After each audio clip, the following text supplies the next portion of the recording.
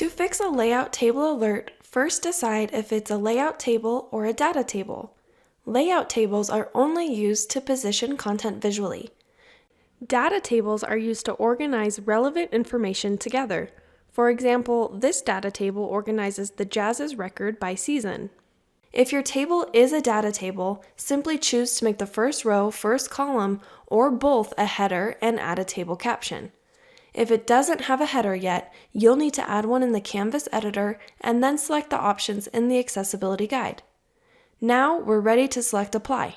The guide will adjust the table from there.